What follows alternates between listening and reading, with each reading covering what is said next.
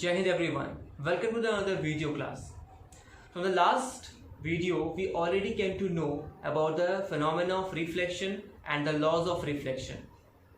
We will just take a small recap of it.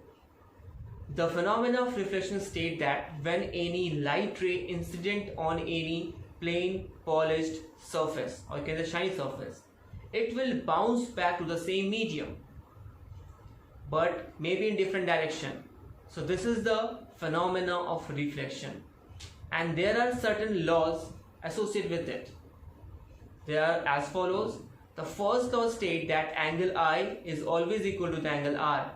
That means the incident angle which always equal to the reflected angle.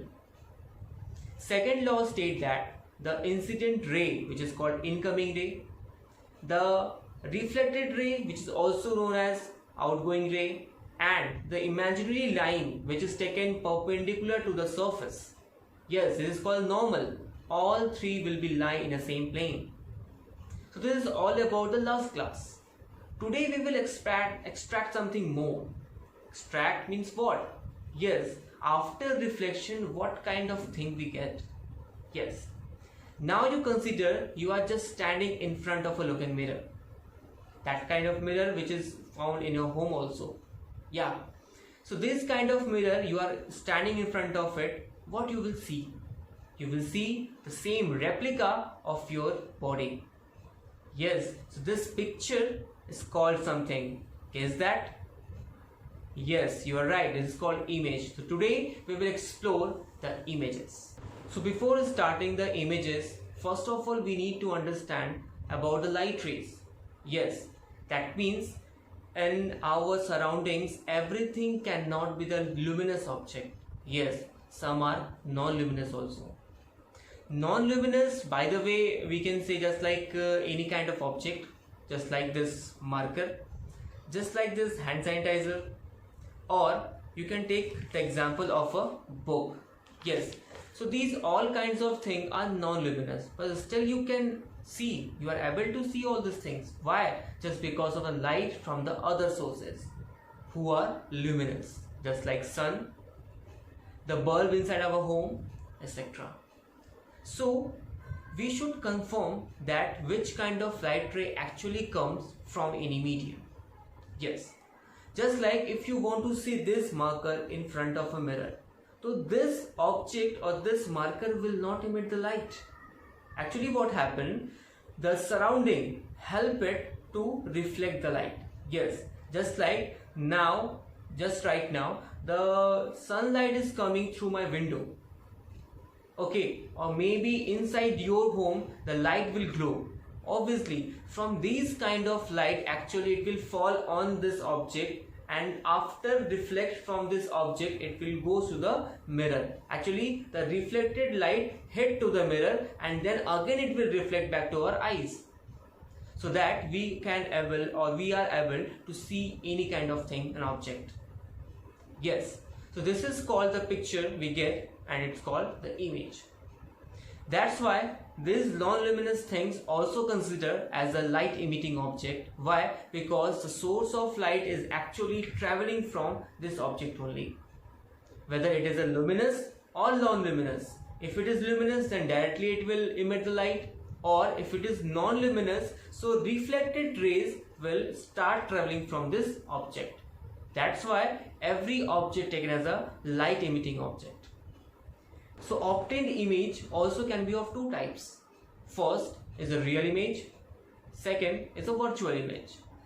The real image, those kind of image which can be perceived on a screen. Yes, real means that we can see exactly what is going on. So if any object emits a light and it will reflect back and meet at any fixed point, the light rays actually meet on any fixed point, so this type of image is called the real images. Other hand, the virtual image, virtual, it is very clear to the name. Virtual means those kind of thing which we can just imagine, or you can say we can consider it only.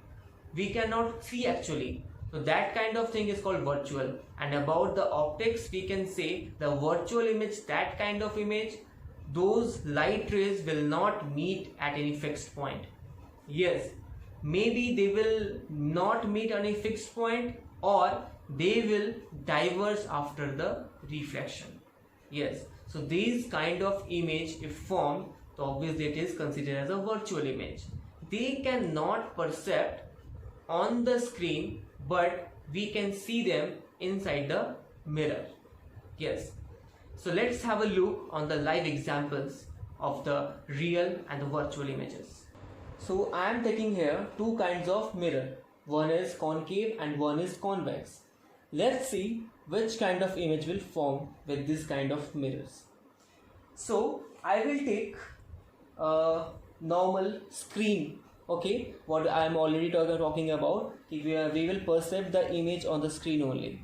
So I have to make this kind of image of this you can say window on this kind of screen. So let's see. First we will take the convex. By the convex mirror, you can see here only a light ray, or you can say light beam, only perceived on the screen. Nothing else we can find here. Okay, so these kind of image is called virtual image. Why? Because only inside the mirror we can find the image. But when we take a concave kind of mirror, now let's see what will happen. We can perceive image on it. Yes, the reflected ray of the window can be perceived on the white screen. Yes, so this kind of image is called real images. I think this is very clearly visible to you. The image can perceive here. Yes.